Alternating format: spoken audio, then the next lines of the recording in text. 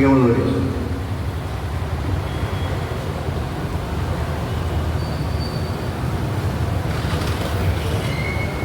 വിഖ്യാതനായ English കവി Wordsworth എന്നൊരു പ്രയോഗം, അതിന് മലയാളം കേട്ടാൽ ഇങ്ങനെയാണ്: പ്രശാന്തതയിൽ അനുസ്മരിക്കപ്പെടുന്ന വികാരമാണ് കവിത. എന്നാൽ ഇവിടെ 50 വർഷം മുമ്പ് പ്രഖ്യാപിക്കപ്പെട്ട അടിയന്തരാവസ്ഥയെക്കുറിച്ചുള്ള ഓർമ്മകൾ പ്രശാന്തതയിലല്ല, അശാന്തതയിലാണ് അനുസ്മരിക്കുന്നത്. ഒരുപക്ഷെ 50 കൊല്ലം മുമ്പത്തേക്കാൾ സംഘർഷഭരിതമായ സങ്കീർണമായ ഒരു സന്ദർഭത്തിലാണ് നാം ഈ 50 കൊല്ലത്തെ പഴയ ഓർമ്മകളിലേക്ക് ഒന്ന് തിരിഞ്ഞു നോക്കുന്നത്. ഞാനൊരു 45 മിനിറ്റ് സമയം മാത്രം എടുത്തുകൊണ്ട് ഇത് സംബന്ധിച്ച ചില കാര്യങ്ങൾ, എന്ന് പറഞ്ഞാൽ അടിയന്തരാവസ്ഥയിൽ നടന്ന സംഭവങ്ങളുടെ വിവരണമല്ല. 4 സത്യങ്ങളാണ് ഞാനിവിടെ പരിശോധിക്കണം വിചാരിക്കുന്നത്. ഒന്ന്, ഈ അടിയന്തരാവസ്ഥ എന്ന് പറയുന്നത് ഇന്ത്യൻ ജനാധിപത്യ വ്യവസ്ഥയിടയ്ക്ക് സംഭവിച്ച ഒരപഭ്രംശം, ഒരു വഴിതെറ്റ്, ഒരു ഡീവിയേഷൻ ആണോ, അതോ ഇന്ത്യൻ ജനാധിപത്യ വ്യവസ്ഥയ്ക്കകത്തു തന്നെ പുലരുന്ന ജനാധിപത്യ വിരുദ്ധമായ അതിൻ്റെ സ്വഭാവത്തിൻ്റെ ഒരു എക്സ്പ്ലോഷൻ, ഒരു പ്രത്യക്ഷപ്പെടലാണ്? ഇതാണ് ഒരു പ്രശ്നം. രണ്ടാമത്തെ പ്രശ്നം, ഇപ്പോൾ കോൺഗ്രസ്സുകാരുടെ ഇതുമായി ബന്ധപ്പെട്ട് ചർച്ച നടത്തുമ്പോൾ പറയാവുന്ന കാര്യം, ഈ അടിയന്തരാവസ്ഥയ്ക്കെതിരായ സമരത്തിലും തുടർന്ന് നടന്ന തെരഞ്ഞെടുപ്പിലും CPIM RSSുമായി സഹകരിച്ചു.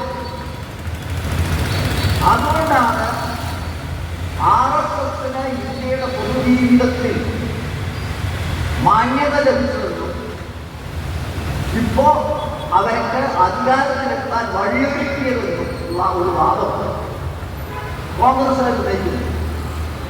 അതിന് മറുപടി പറയാനാണ് രണ്ടാമത്തെ കാര്യം. മൂന്നാമത്തെ കാര്യം, അന്ന് നടപ്പാക്കിയ അടിയന്തരാവസ്ഥയും ഇന്നത്തെ ഇന്ത്യൻ അവസ്ഥയും തമ്മിലുള്ള ബന്ധവും വ്യത്യാസം. നാലാമത്തെ കാര്യം, ആ 50 കൊല്ലം മുമ്പത്തെ അനുഭവങ്ങൾ ഇന്ന് നാം നേരിടുന്ന പ്രശ്നങ്ങളെ അഭിസംബോധന ചെയ്യാൻ, അതിജീവിക്കാൻ എങ്ങനെയാണ് പ്രയോജനപ്പെടുന്നത്? ആദ്യത്തെ പ്രശ്നം ഇതാ: അടിയന്തരാവസ്ഥ ഇന്ത്യൻ ജനാധിപത്യത്തിൻ്റെ എന്താണ്, ഒരു സ്വഭാവമാണോ, അതോ സ്വഭാവത്തിൽ നിന്നോ ഒരു വ്യത്യാസം, വ്യതിചലനം? ഒന്ന് മനസ്സിലാക്കുക. ചില ആളുകളുണ്ട്, വളരെ നല്ല ആളുകളാണ്, നല്ല സ്വഭാവമാണ്, കള്ളം പറയില്ല, കള്ളൊന്നുമില്ല, എനിക്ക് തോന്നിയാന്നൊന്നുമില്ല. പക്ഷെ എപ്പോഴെങ്കിലും അബദ്ധത്തിലുള്ള അത് വിചാരിച്ച അതിനെ കണ്ടുപിടിക്കാന്ന് പറയുന്നത് ആ ഒരു അബദ്ധത്തെ പറ്റിയ അതുപോലെ ഒരു അബദ്ധമാണോ പണിയുക? മനസ്സിലാക്കുന്ന കാര്യം, ഈ ജനാധിപത്യത്തെക്കുറിച്ച്, ജനാധിപത്യം എന്ന പരികല്പനയെ കുറിച്ചുള്ള ഒരു ആശയമാണ്. ഒരു അമേരിക്കൻ പ്രൊഫസർ 1992 ഒരു പുസ്തകം ആ പുസ്തകത്തിന്റെ പേര് the end of history and the last man. The end of history, ചരിത്രത്തിന്റെ അവസാനം. ചരിത്രത്തിന്റെ അവസാനം എന്ന് പറഞ്ഞാൽ ലോകത്തിന്റെ അവസാനമല്ല. ചരിത്രം ജനാധിപത്യം എന്ന് പറയുന്ന ഒരു രാഷ്ട്രീയ ഘടന.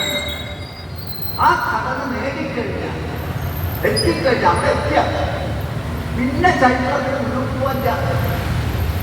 മനുഷ്യ ചരിത്രം വികസിച്ച് വികസിച്ച് വികസിച്ച് ജനാധിപത്യത്തിന്റെ കടവിലെത്തുന്നതോടുകൂടി അതിന്റെ പരമാവധിയായി, അതിന്റെ പരമപദമായി, അതിന്റെ ആത്യന്തിക ഘട്ടഭാഗമായി അതിനപ്പുറത്തൊന്നുമില്ല. എന്ന് പറഞ്ഞാൽ മനുഷ്യ ചരിത്രത്തിന്റെ ഏറ്റവും വികസിച്ച ഒരു ഘടനയാണിത് ജനാധിപത്യം. ഇതാണ്. എന്നാൽ ഞാൻ അതിനെ ചോദിച്ചില്ല. അല്ലേ? ഇത്രയും വലിയ പണ്ഡിതനായ ഒരു സിദ്ധാന്തത്തെ ആദ്യത്തെ ചോദ്യം ചെയ്യാം. അതായത് ഈ ജനാധിപത്യം എന്ന് പറയുന്നത് ഒരു ആത്യന്തികമായ, അവികലമായ, കേവലമായ ഒരു രാഷ്ട്രീയ ഘടനയാണ്. എന്ന് പറഞ്ഞാൽ ജനാധിപത്യത്തിനകത്ത് 100% ജനാധിപത്യം മാത്രമേ ഉള്ളൂ. അപ്പൊ ഇതുമായി ബന്ധപ്പെട്ട ഒരാശയം, ഈ ആധിപത്യം എന്ന് പറയുന്നത് എന്താണ് സംഭവം? ആധിപത്യം, രാജ്യത്തെ ഒരു പ്രദേശത്ത് ആധിപത്യം ഉണ്ട് എന്ന് പറഞ്ഞാൽ മലയാളം ആധിപത്യം വഹിക്കാൻ ഒരാളുണ്ട്, ആധിപത്യം സഹിക്കാൻ മറ്റൊരാളുണ്ട്. ആധിപത്യം ഉണ്ടെന്ന് പറഞ്ഞാൽ അതിന്റെ അർത്ഥം എന്താണ്? ആധിപത്യം വഹിക്കുന്നവരുണ്ട്, ആധിപത്യം സഹിക്കുന്നവരുണ്ട് എന്ന് പറഞ്ഞാൽ അതിന്റെ അർത്ഥം എന്താ? സമൂഹത്തിൽ 2 വിഭാഗം, 2 വർഗങ്ങളായിട്ട് സമൂഹം വിഭജിക്കപ്പെട്ടപ്പോഴാണ് ചൂഷിതം എന്നതൊക്കെ സമൂഹത്തിൽ വിഭജനമുണ്ടായപ്പോഴാണ് ആധിപത്യം ഉണ്ടായത്. അതിനുമ്പ് ആധിപത്യമില്ല. ആധിപത്യം എന്ന് പറയുന്നത് മാനവ ചരിത്രത്തിൽ ഉണ്ടാവുന്നത് ആധിപത്യമില്ല. മനുഷ്യൻ രക്ഷകാലത്തില്ല. മനുഷ്യവംശം ഈ ഭൂമിയിൽ നാമ്പെടുക്കുന്ന കാലത്ത് ആധിപത്യമില്ല.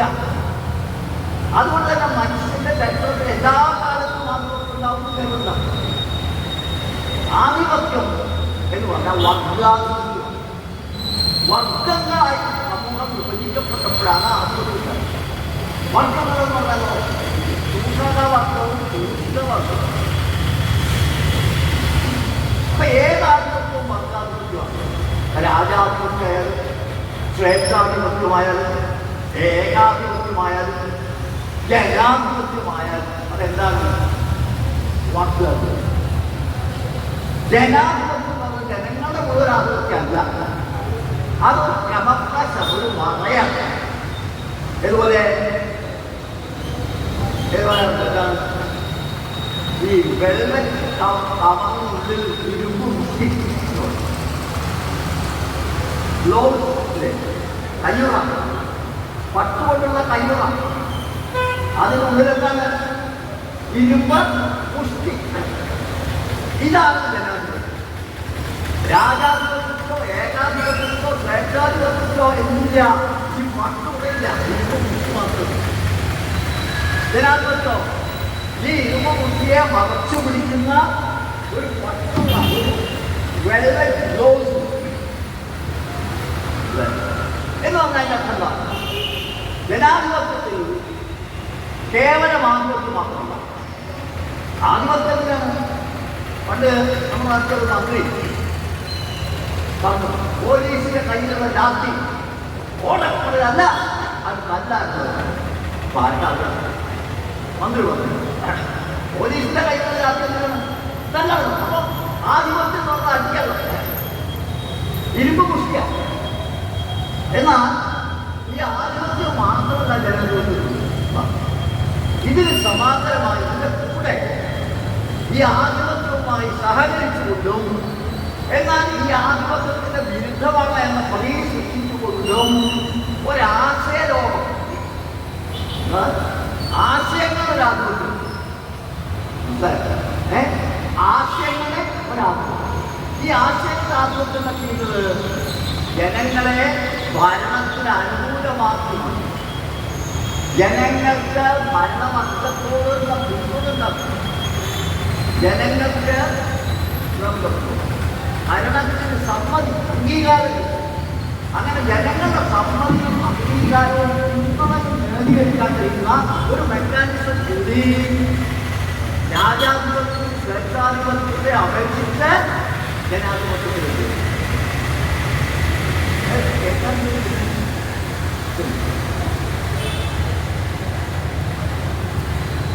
ഇതിനെയാണ് ഞാൻ പറഞ്ഞ വെൽവെറ്റ് ലോസ്.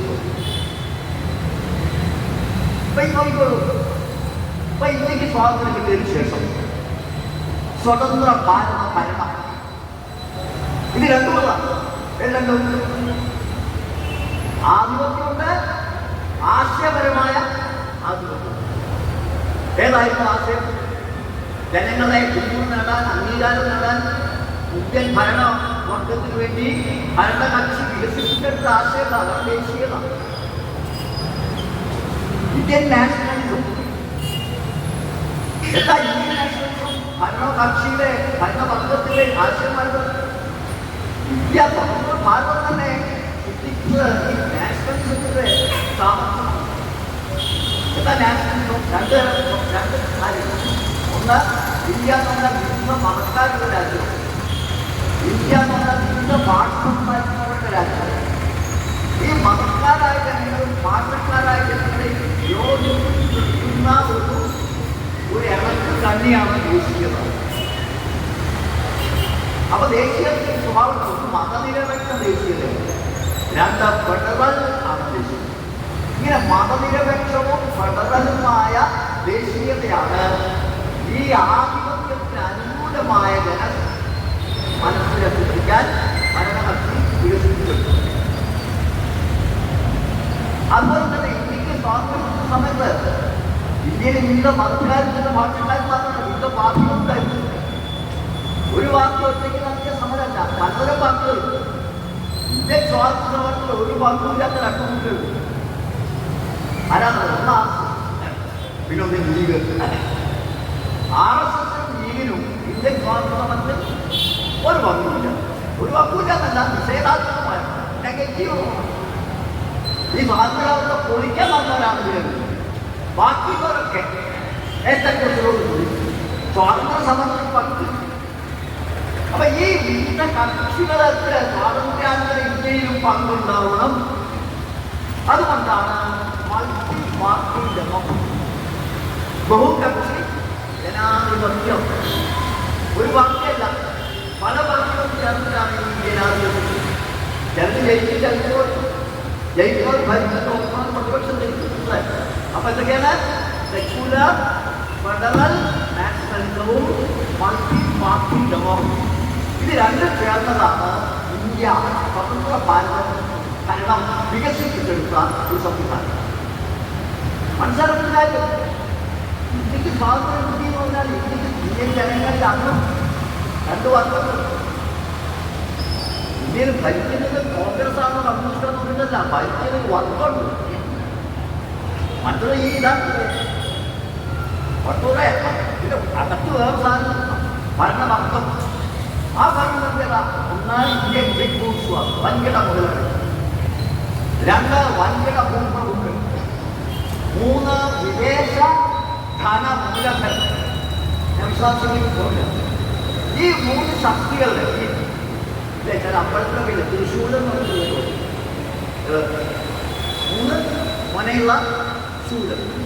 അതുപോലെ ഇന്ത്യയുടെ ഭരണവർഗം മൂന്ന് മുനയുള്ള ഒരു ശൂലമാണ്. ഇന്ത്യ വലിയ മുതലാളികളുണ്ട്, വലിയ ഭൂപ്രഭുക്കളുണ്ട്, വിദേശ മൂലധനം, വിദേശ ധനമുണ്ട്. ഇപ്പൊ ഇവരെല്ലാം അധികാരത്തിലേക്ക് കൈലാസം നന്നാവാൻ വേണ്ടിയിട്ടല്ല ഏകാശം. അത് ഇവര് അധികാരത്തിലേക്കെന്താ നാട് നടക്കില്ല. അവർക്ക് അവരുടെ കാര്യങ്ങൾ നടത്താറില്ല, അവർക്ക് ലാഭം ഉണ്ടാക്കാൻ, അവർക്ക് ചെയ്യാൻ, അവർക്ക് സ്വപ്പത്ത് വർദ്ധിപ്പിക്കാൻ. അപ്പോ ഈ ജനാധിപത്യം ശ്രദ്ധിക്കുക, ബഹുകക്ഷി ജനാധിപത്യവും സെക്കുലർ ഫെഡറൽ ദേശീയതയും ഒക്കെ ഒരു ഭാഗത്ത് നിൽക്കുമ്പോൾ തന്നെ അതിനകത്തുകൂടി എന്താണ് ഈ കുത്തക മുതലാളിമാരും ഈ വൻകിട ഭൂപ്രമുഖന്മാരും ഇന്ത്യൻ ജനങ്ങളെ നിരന്തരം കൊള്ള ചെയ്തുകൊണ്ടിരുന്നു. അത് മറിച്ചു മുടിച്ചു വയ്ക്കാനുള്ള ഐഡിയോളജിയാണ്, ആശയമാണ് ഇത് ഈ മതേതരത്വവും ജനാധിപത്യവും. പക്ഷേ ഇതൊക്കെ ഈ രണ്ട് സർക്കാരിന്റെ വാക്കും പോക്കും, വാക്കൊന്ന പോക്ക് വേറെ. ഈ വാക്കത്തിനാണ് പോക്കിന്റെ കല്ല് വിളിച്ചിട്ടുണ്ടാവുക. പക്ഷെ കുറച്ച് കഴിഞ്ഞാൽ ഈ വാക്കും പോക്കും തമ്മിലുള്ള പൊരുത്തം ഇല്ല എന്ന സത്യം അത് മനസ്സിലാക്കണം. അത് യാദൃശ്ചികമായിട്ട് മനസ്സിലാവില്ല. ഈ സത്യം രാജ്യത്തെ ജനങ്ങളുടെ മുമ്പിൽ വെളിപ്പെടുത്തി കൊടുക്കാറുള്ളത് ഉത്തരവാദിത്തമുള്ള രാഷ്ട്രീയ പാർട്ടികളുടെ ചുമതലയാണ്. നോക്കൂ, കേരളത്തിലെ കമ്മ്യൂണിസ്റ്റ് പാർട്ടി ആയിട്ടുള്ള രാഷ്ട്രീയ ചുമതല ഉണ്ടായിരുന്നു സ്വാതന്ത്ര്യം കിട്ടിയ ശേഷം. ഇതാണ് ഇന്ത്യ. ഇവരുടെ വാക്കും പോക്കും തമ്മിൽ എന്തില്ല, പൊരുത്തല്ല. അതുകൊണ്ട് അവർ നല്ലത് പറഞ്ഞാൽ നമ്മൾ സ്വാഗതം, പക്ഷേ ചീത്ത ചെയ്താൽ നമ്മളെ എതിർക്കും. അവരുടെ നയങ്ങളെ നമ്മൾ സ്വാഗതം ചെയ്യും, നടപടികളെ നമ്മൾ എതിർക്കും. ഇങ്ങനെ സമീപനമാണ് കമ്മ്യൂണിസ്റ്റ് പാർട്ടി കൊണ്ടുവരുന്നത്.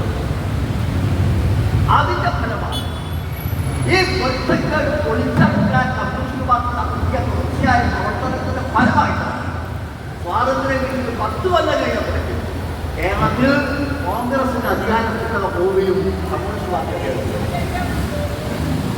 ഈ പൊരുത്തങ്ങൾ കൊടുത്തു. കമ്മ്യൂണിസ്റ്റ് പാർട്ടി അധികാരത്തിൽ വന്നപ്പോൾ എന്താ ചെയ്തത്? ശ്രദ്ധിക്കണം. കമ്മ്യൂണിസ്റ്റ് പാർട്ടി അധികാരത്തിൽ വന്നപ്പോൾ കമ്മ്യൂണിസ്റ്റ് നടത്താനാണെന്നല്ല ശ്രമിച്ചത്, സാധിച്ചില്ല. പക്ഷെ ചെയ്തെന്താ, ഈ ജനാധിപത്യം ഇവരും പറയുന്ന സാധനം ഇതിനെ ദുർബലപ്പെടുത്തുമെന്ന് പറഞ്ഞതിനെ ശക്തിപ്പെടുത്താൻ പോകുന്നു. ആദ്യം ഭരണനയമാണ്, നടപടികളാണ് വേണ്ടത്. ഇതാണ് കമ്മ്യൂണിസ്റ്റ് പാർട്ടി ആലോചിച്ചത്. നോക്കൂ, 1950 ഇന്ത്യയിലെ ഭരണഘടനാ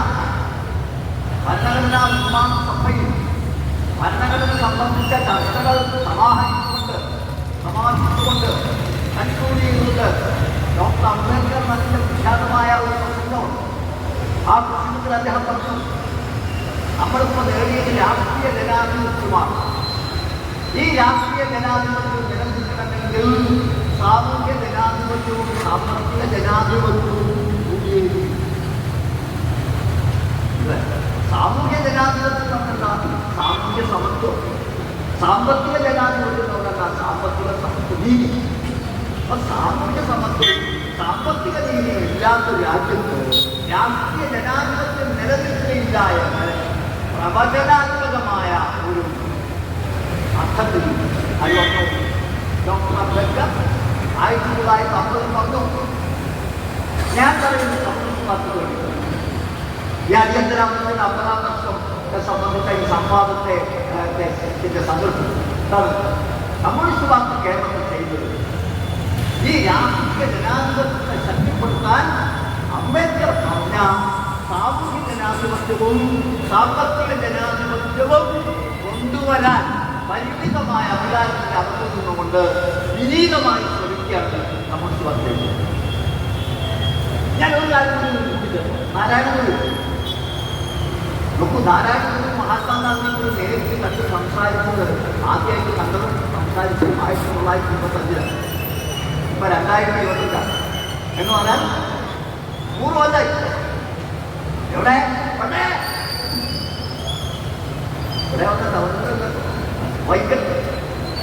വൈക്കം സത്യാഗ്രഹം നടക്കുന്ന സമയത്താണ് ഗാന്ധി കേരളത്തിൽ. എന്നിട്ട് ഗാന്ധിയും നാരായണഗുരുവും തമ്മിൽ വൈക്കത്ത് വെച്ച് സംസാരിക്കുന്നു. അപ്പൊ എന്താ വിഷയം? ജാതിയാണ് വിഷയം. വൈക്കം സമരം ജാതികൾക്കായിരുന്നു സമരം. സംവാദത്തിൽ ഗാന്ധി ചോദിച്ചു ഗുരുവിനോട്, എന്താ ഗാന്ധി പറഞ്ഞു, ഈ അയിത്തം ജാതിയുടെ കുഴപ്പം കാണുന്നു. ജാതിക്കൊരു കുഴപ്പമെടുത്ത് ജാതിക്ക് നല്ലതാണ്, പക്ഷെ ജാതിയുടെ ഒരു പ്രശ്നം, ജാതിക്ക് അയിത്തമുണ്ട്. തൊട്ടുകൂടാതെ നിന്നിക്കൂടാതെ ജാതി.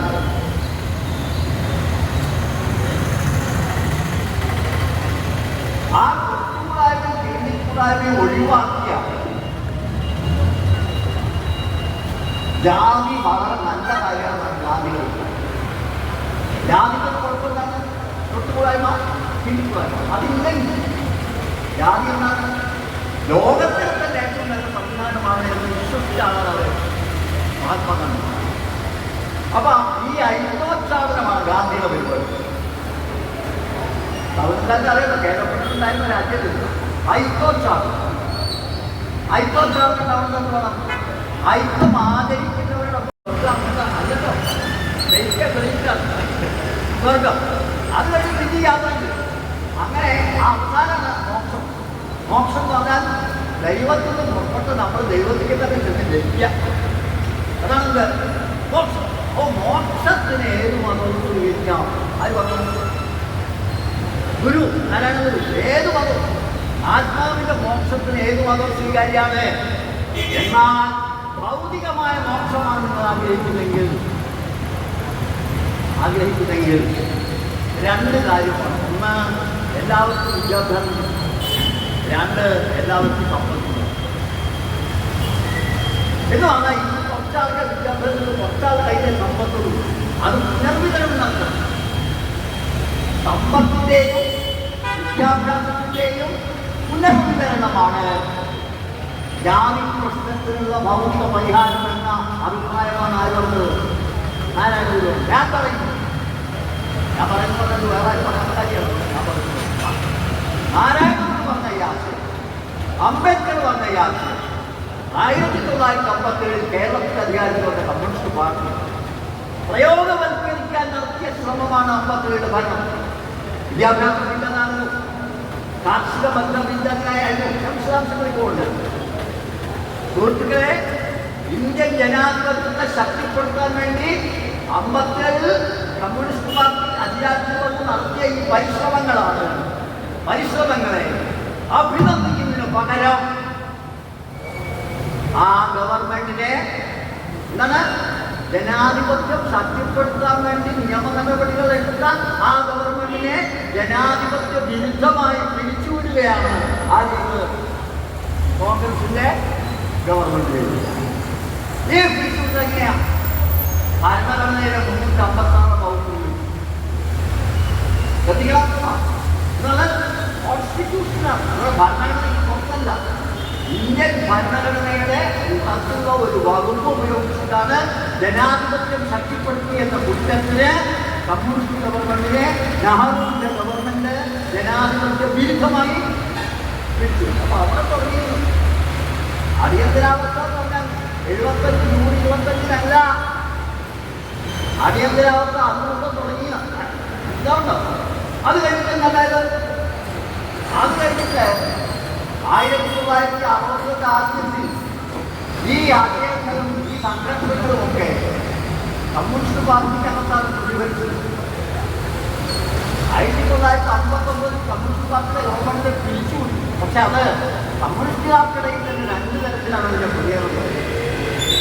ഒരു കൂട്ടർ വന്നു ഗവൺമെന്റ്. ഈ നെഹ്റുവിന്റെ ഗവൺമെന്റ് വളരെ നല്ല കാര്യങ്ങളൊക്കെയാണ് പറയുന്നത്.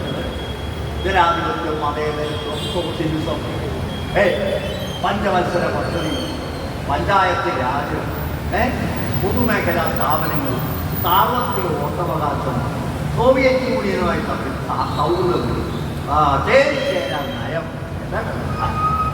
അതുകൊണ്ട് ഈ സർക്കാരിനെ പിന്തുണയ്ക്കാൻ കമ്മ്യൂണിസ്റ്റുകാർ ചെയ്തു. എന്നാൽ വന്നു കമ്മ്യൂണിസ്റ്റ് പാർട്ടിയുടെ ഒരു വിഭാഗം വന്നു. മറ്റേ വിഭാഗമാവട്ടെ അവർ പറഞ്ഞെന്താ ഈ ഗവൺമെന്റ് പറയുന്ന നല്ല കാര്യങ്ങൾക്ക് നമ്മൾ പിന്തുണയ്ക്കും, പക്ഷെ ചീത്ത കാര്യങ്ങളെ ചെയ്യണം, നമ്മൾ എതിർക്കും വേണം. ഈ ഗവൺമെന്റിനോട് ഏകപക്ഷീയമായ പിന്തുണയില്ല, ഏകപക്ഷീയമായ എതിർപ്പില്ല. നല്ല കാര്യം പറഞ്ഞാൽ പിന്തുണ, തെറ്റായ കാര്യം ചെയ്താൽ എതിർപ്പ്. ഇതാണ് കമ്മ്യൂണിസ്റ്റ് നയം. ഈ രണ്ടാമത് പറഞ്ഞ കൂട്ടാണ് പിന്നീട് CPIM. ഇതാണ് 60-കളിൽ നടന്ന സംവാദം. ഈ ഘട്ടത്തിലാണ് ഇതിന്റെ ഒരു പാർട്ടി വളർന്നു അവർക്ക് CPI-യും CPI-എമ്മും അതിനുശേഷം നടന്ന ആദ്യത്തെ തെരഞ്ഞെടുപ്പ് കേരളമാണ്. ഞാൻ പറഞ്ഞത് ഈ അടിയന്തരാവസ്ഥയുടെ അനുഭവങ്ങളെയും ചരിത്രത്തെയും കേരളം എന്ന് പറയുന്ന ഒരു ദേശത്ത് കമ്മ്യൂണിസ്റ്റ് പാർട്ടി എന്ന് പറയുന്ന ഒരു പാർട്ടിയുടെ അനുഭവങ്ങളിലൂടെയാണ് ഞാൻ ആദ്യം വായിക്കാറുള്ളത്. അതാണ് പ്രത്യേകത. കേരളം എന്ന് പറയുന്നത് ഒരു ഉദാഹരണം പിടിക്കണം. കേരളം ആദ്യമായിട്ട് ജനാധിപത്യ വിരുദ്ധമായ ഈ ഭരണവ്യവസ്ഥയുടെ ജനാധിപത്യ വിരുദ്ധ സ്വഭാവം പ്രത്യക്ഷപ്പെട്ട സ്ഥലം കേരളമാണ്. ഈ ജനാധിപത്യത്തിനെതിരായി ഈ ഗവൺമെന്റ് നടത്തിയിട്ടുള്ള എല്ലാ കയ്യേറ്റങ്ങളും ജനാധിപത്യത്തിന്റെ നേരെ അധികാരികൾ നിറയൊഴിച്ചു. പക്ഷേ അത് കൊണ്ടത് കമ്മ്യൂണിസ്റ്റ് പാർട്ടിയുടെ നെഞ്ചത്താണ്. ജനാധിപത്യത്തിനെതിരായി ഇന്ത്യൻ ഭരണാധികാരികളുടെ യുദ്ധങ്ങൾ മുഴുവൻ ഏറ്റുവാങ്ങിയത് കമ്മ്യൂണിസ്റ്റ് പാർട്ടിയാണ്. ആ മനസ്സിലാക്കുന്നത് കുറച്ച് വേദനയിലൊന്നും പറയാം. ഞങ്ങൾക്കേ ഇത് പറയാൻ പറ്റും. മനസ്സിലാവുണ്ടോ? മറ്റേതെങ്കിലും പാർട്ടിക്ക് ഇതുപോലെ സംസാരിക്കാൻ പറ്റുമോ? നാരായണ മാസം പ്രസംഗിക്കണമെങ്കിൽ നന്നായിട്ട് പ്രസംഗിക്കാനൊക്കെ പറ്റും. പക്ഷേ ഈ കാര്യം ഇങ്ങനെ പറയാൻ പറ്റുമോ? വേറെ ഒരു പാർട്ടിക്ക് പറ്റില്ല. ഞാൻ വെല്ലുവിളിക്കുന്നു. അപ്പോ 65 തെരഞ്ഞെടുപ്പിലും തന്നെ തെരഞ്ഞെടുപ്പിൽ 2 പാർട്ടി CPI 2 മത്സരിച്ചു. CPI ഞങ്ങൾ അദ്ദേഹത്തിന് തോന്നുന്നു. CPI ദയനീയമായി പറഞ്ഞു. CPI-എം ഏറ്റവും വലിയ പാർട്ടി അസംബ്ലിയിൽ. പക്ഷെ ആ നിയമസഭ വിളിച്ചുകൂട്ടാൻ പോലും തയ്യാറായില്ല. കേട്ടോ? അപ്പോ 59-ൽ ജനങ്ങൾ തെരഞ്ഞെടുത്ത ഒരു മന്ത്രിസഭയെ ജനാധിപത്യം പറഞ്ഞാൽ നമ്മൾ ജനാധിപത്യം ഏറ്റവും നമുക്ക് മനസ്സിലാവുന്ന കാര്യം തെരഞ്ഞെടുപ്പാണ്. തെരഞ്ഞെടുപ്പുകൾ ജയിക്കല്, ഭരിക്കല്, പ്രതിപക്ഷം ഇരിക്കല്, ഇതുപോലുള്ള കാര്യങ്ങളാണ് ജനാധിപത്യം എന്ന് പറയുമ്പോൾ ജനങ്ങൾ മനസ്സിലാക്കുന്നത്. അപ്പൊ ജനാധിപത്യത്തിന്റെ ഏറ്റവും പ്രത്യക്ഷമായ ഒരു ആവിഷ്കാരമാണ് തെരഞ്ഞെടുപ്പ്. ആ തെരഞ്ഞെടുപ്പ് പ്രക്രിയയെ അട്ടിമറിച്ചുകൊണ്ട് ജനങ്ങൾ തെരഞ്ഞെടുത്ത ഗവൺമെന്റിന് 5 കൊല്ലമാണ് കാലാവധി. അതിന് പകരം 28 മാസം കഴിഞ്ഞപ്പോൾ പിരിച്ചുവിട്ടു. 65-ലോ നിയമസഭ തന്നെ വിളിച്ചു കൂട്ടാതെ ജനങ്ങൾ തെരഞ്ഞെടുത്ത MLA-മാരോട് അടിയന്തരാവസ്ഥ 75-ല്ല. പതുക്കെ വരിക. അല്ലേ? ആദ്യം 30 മിനിറ്റ് പഠിക്കും. അല്ലേ? പിന്നെ വരാന്തയില് കയറും. പിന്നെ അടുക്കളയിലേക്കാണ്. ഇതുപോലെയാണ് പറയാം. അത് കഴിഞ്ഞു 65 കഴിഞ്ഞു 67-ലോ 67 8 സംസ്ഥാനങ്ങളിൽ കോൺഗ്രസിന് അധികാരമുണ്ട്. 8 സംസ്ഥാനം. അത് എങ്ങനെയാ? അത് കോൺഗ്രസിനകത്തൊരു ഉറപ്പായിട്ടാണ്. എന്ന് പറഞ്ഞാൽ കോൺഗ്രസും ജനങ്ങളും തമ്മിലുള്ള ജനങ്ങളുടെ പിന്തുണ നേടാൻ കോൺഗ്രസ് നടത്തുന്ന ശ്രമങ്ങൾ പതുക്കെ പരാജയപ്പെടുകയും ഈ വെൽവെറ്റ് കുറച്ച് കീറുകയും അതിനകത്തുള്ള ഇരുമ്പ് മുക്കി കുറച്ച് വെളിപ്പെടുകയും ചെയ്യാൻ തുടങ്ങിയപ്പോ പല ദിക്കിലും ജനങ്ങൾ കോൺഗ്രസിനെതിരായി തിരികെയും തെരഞ്ഞെടുപ്പിൽ കോൺഗ്രസ് പരാജയപ്പെട്ടു. അത് കോൺഗ്രസിനകത്തൊരു പ്രശ്നം. അതിന് കോൺഗ്രസ് ഇന്ദിരാഗാന്ധിയുടെ കോൺഗ്രസും മറ്റേ ഇന്ത്യക്ക് കോൺഗ്രസും സംഘടനാ കോൺഗ്രസ്. ആ സന്ദർഭത്തിൽ കോൺഗ്രസിന്റെ ഈ പ്രതിപക്ഷ പാർട്ടികളിൽ വന്നു. പ്രതിപക്ഷ പാർട്ടികളിൽ ഒരു കൂട്ടരുണ്ട്. ജനസംഘമുണ്ട്, സ്വതന്ത്ര പാർട്ടി. ഈ ജനസംഘം സ്വതന്ത്ര പാർട്ടി കോൺഗ്രസിന്റെ സംഘടനാ കോൺഗ്രസിന് പുറത്തു. പിന്നെ പ്രതിപക്ഷത്ത് കമ്മ്യൂണിസ്റ്റ് പാർട്ടിയുണ്ട്. കമ്മ്യൂണിസ്റ്റ് പാർട്ടി 2 ഉണ്ട്. പിന്നെ വേറെ ഇടതുപക്ഷ പാർട്ടിയുണ്ട്, സോഷ്യലിസ്റ്റ് പാർട്ടി. അതൊന്നുമില്ല, കാണാനുണ്ട്. വലിയ പാർട്ടിയായിരുന്നു സോഷ്യലിസ്റ്റ് പാർട്ടി. ഈ സോഷ്യലിസ്റ്റ് പാർട്ടി ചെയ്തു. ഈ ജനസംഘവും സ്വതന്ത്ര പാർട്ടിയും ചെയ്യുന്നതുപോലെ സംഘടനാ കോൺഗ്രസിനെ പിന്തുണച്ചു. CPI-യോ ഇന്ദിരാ കോൺഗ്രസിനെ പിന്തുണച്ചു. CPI-എമ്മോ ആരെ പിന്തുണയ്ക്കാതെ. ഞാൻ ഓർക്കുന്നത് 1972 പാലക്കാട് കോട്ട മൈതാനിയിൽ ഉപയോഗിക്കുന്ന ജമസ് നടത്തിയ പ്രശ്നം. ആ പ്രശ്നത്തിൽ അദ്ദേഹം പറഞ്ഞു അന്ന് കോൺഗ്രസിന്റെ അടയാളം അതുപോലെ നാളെ മുഖം വെച്ച നാളെ ഈ കാള ഇതാ 2 മണിക്ക് പോവാ. ഇതിലേതെങ്കിലും ഒരു കാളയുടെ വാല് പിടിക്കാൻ ഞങ്ങള് തയ്യാറല്ല.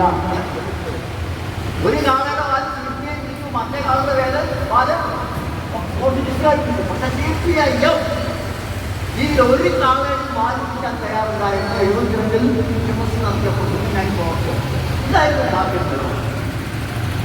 അതിന് ബാക്കി എത്രയാണ് വില കൊടുക്കുന്നത്? ആ 72-ൽ തന്നെയാണ് ബംഗാളിൽ തെരഞ്ഞെടുപ്പ്. ബംഗാളിൽ തെരഞ്ഞെടുപ്പ് നടന്നപ്പോൾ എന്താ നടന്നത്? അവിടെ കോൺഗ്രസിന്റെ നേതൃത്വത്തിൽ തെരഞ്ഞെടുപ്പ് നടക്കുക.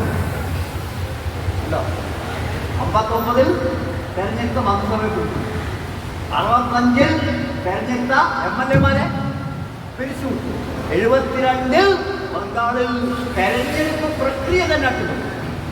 ജനങ്ങളെ വോട്ട് ചെയ്യാൻ തന്നെ സമ്മതിച്ചില്ല. മനസ്സിലാവുണ്ടോ? ഇങ്ങനെ പോവാണ്. അരി ഇങ്ങനെ ഈ നായ മുന്നോട്ട് വന്ന് അടുക്കളയിൽ. അത് മാത്രമല്ല, ഈ ഇന്ദിരാഗാന്ധി 67 അധികാരത്തിലാണ്.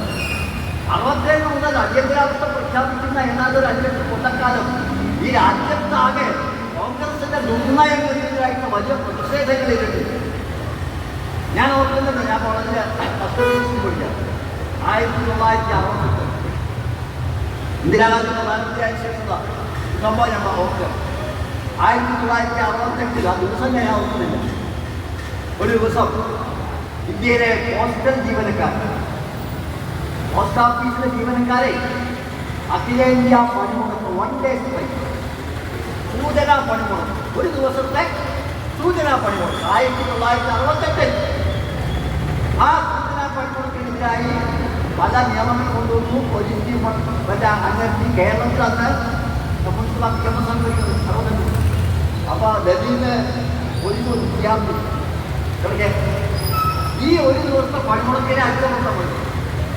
അന്ന് മുഖ്യമന്ത്രി പറഞ്ഞു വിദ്യാർത്ഥികൾ വന്നോട്ടെ, പക്ഷെ അവർ ബാലറ്റിൽ ഇരുന്നാൽ മതി, ജീവനക്കാർ രാജ്യത്ത് ക്രമസമാധാനം പാലിക്കാൻ ചുമതല സ്റ്റേറ്റ് ഗവൺമെന്റിനാണ്. ഞങ്ങൾ കൊടുക്കുന്നത്. അങ്ങനെ സിയാസക്കാർ വസൂൽ ചെലവാക്കി വന്നു മാത്രം മെച്ചം. പക്ഷെ അതേ ദിവസം ബീഹാറിലും ഉത്തർപ്രദേശിലും ഒഡീസയിലൊക്കെ ഈ സമരം ചെയ്ത ജീവനക്കാർക്ക് തന്നെ വെടിവെക്കുന്നത് 22 പേര് മരിച്ചു ഒറ്റ ദിവസം. 4 ദിവസം, ഒറ്റ ദിവസം ഒരു സൂചനാ പണിമുടക്കിനകത്തേന്. പണിമുടക്കൽ പറഞ്ഞ് ജനങ്ങളുടെ അവകാശമാണ്, ഭരണത്തിന്റെ പൗരാവകാശമാണ്, ജനാധിപത്യ അവകാശമാണ്. ആ ജനാധിപത്യ അവകാശം അനുസരിച്ച് ഒരു ദിവസത്തെ മുൻകൂട്ടി നോട്ടീസ് കൊടുത്ത് ഒരു ദിവസത്തെ പണിമുടക്ക് നടത്തിയ പോസ്റ്റൽ ജീവനക്കാരൻ നേരെ വെടിവെച്ച് 22 പേരുടെ ചോര കുടിച്ച ഭരണമാണ് ഇന്ത്യയിൽ അതുണ്ടായിരുന്നത്. അത് കഴിഞ്ഞ് 74 റെയിൽവേ തൊഴിലാളികൾ പണിമുടക്കും. ഇങ്ങനെയാണ് രാജ്യം. ഇന്ത്യ ഇങ്ങനെ ഇളകി മതിയാണ്, തളച്ചു മതിയാണ്. ഇന്ത്യയിലെ ഏറ്റവും വലിയ പൊതുമേഖലാ സ്ഥാപനമാണ് പോസ്റ്റൽ മറ്റേ PNG റെയിൽവേ. ഇന്ത്യ തൊഴിലാളികൾ സമരഭൂമിയിലേക്ക് വരിക, അവരെ അടിച്ചമർത്തുക. ഇങ്ങനെയുള്ള പ്രശ്നങ്ങളൊക്കെ കോൺഗ്രസിനകത്തും പുറത്തുണ്ടായി. അതിനെ ആഗ്രഹം കൊണ്ടതാണ് ഇന്ദിരാഗാന്ധിക്കെതിരായിട്ടുള്ള എന്താണ് തെരഞ്ഞെടുപ്പ് റദ്ദാക്കി. ഇതിൻ്റെയൊക്കെ കോൺടാക്സിലാണ് 1970 ജൂൺ 22 അടിയന്തരാവസ്ഥ പ്രഖ്യാപിച്ചത്. നമ്മൾ പലപ്പോഴും ചർച്ച ചെയ്യാറുള്ളത് ഇന്ദിരാഗാന്ധിയുടെ ഒരു പ്രശ്നമായിട്ടാണ്. അടിയന്തരാവസ്ഥ പറഞ്ഞാൽ ഇന്ദിരാഗാന്ധിയുടെ എന്തോ സ്വഭാവ വൈകല്യം കൊണ്ടായിരുന്നു. ഇന്ദിരാഗാന്ധിയുടെ സ്വഭാവ വൈകല്യം കൊണ്ടല്ല അടിയന്തരാവസ്ഥ ഉണ്ടായിരുന്നത്.